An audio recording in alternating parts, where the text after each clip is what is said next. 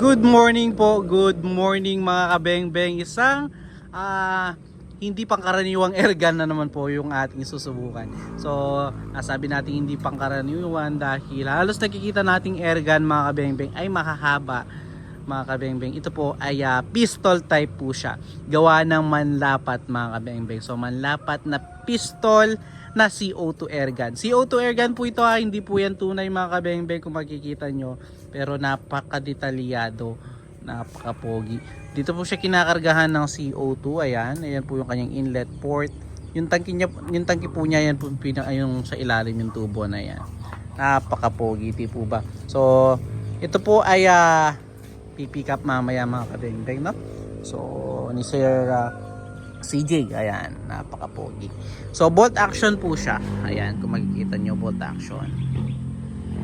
Ayan, T6 aluminum po siya. Then yung kanyang tangke ay stainless po. Napaka-detalyado, di po ba? So, susubukan natin ito ngayon. Makikita nyo dito po nilalagyan ng pellet mga kabeng-beng. Then dito siya kinakasa. So, tara, subukan natin. Then tignan nyo kung paano ko ilalagay yung silencer nito mamaya mga kabeng-beng. So kung magkikita nyo, paano kaya natin ilalagay yung silencer nito. So subukan muna natin ng without silencer. Then subukan po natin. So ayun po yung ating mga lata, no? So close range lang po ito mga kabeng-beng dahil napaka-liit lamang ng ating unit. So subukan natin kung so ayan po, napindot yung ating So subukan natin mga kabeng-beng, no? Ito yung ating unit. So ayun po yung ating mga lata. So subukan po natin.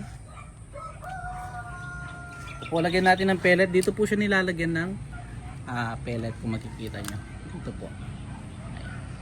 Tapos lang natin. Ayan. Dito po siya nilalagyan ng pellet, no? So lagay po natin dito. Then isara natin yung bolt. Para sa mga normal na airgun lamang po. Then, yun, puntahan natin yung ating mga lata. Subukan po natin kung tatama tayo. So, ito po, subukan natin mga kabeng-beng. Yung sa taas muna. Wait lang po, nakasave pala. Ayan, tumama naman. Mamaya check natin. So, lagyan natin ulit ng pellet. So, single lang po, no? Isang putok, isang bala lang po. So, yun, di tayo tumama doon. So, pasensya na, di tayo gaano marunong gumamit ng maliit na airgun po, no? So, yun, tama na.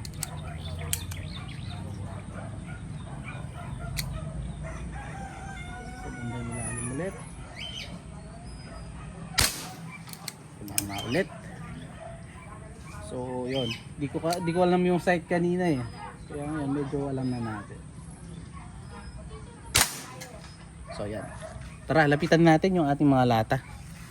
No? Check natin yung mga lata. Ayan mga kabeng-beng. Yung ating unang pinatamaan. Ito po siya. So, tagos yung ating pellet. Ayan. Kahit maliit lang po, tagos yung ating pellet. At pumasok pa doon sa halaman, sa puno. Then balik natin to dito sa pangalawa nating pinatamaan. Ito, ayun, tagos din po, tagusan. Tapos dito, ayun, tagos din.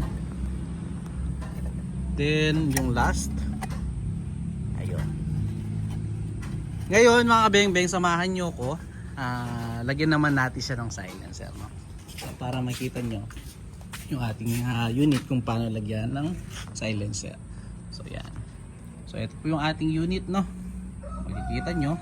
So napakalinis ng pagkakagawa nito. Ultimo yung pagkakagawa ng silencer niya. So para malagay natin yung silencer niya, kailangan po natin tanggalin ito. So yan, kahit lalagyan natin siya ng silencer or nilalagyan siya ng silencer, hindi po pangit dahil meron siyang end cap. Ayan, sa loob po yung kanyang thread. Then ito yung ating silencer or suppressor. Ayan. So dito lang po siya lalagay. So ayan. Hindi po ba napakagaling ng pagkakagawa ng manlapat dito sa pistol na to. At ayan, napaka-pogi po, no?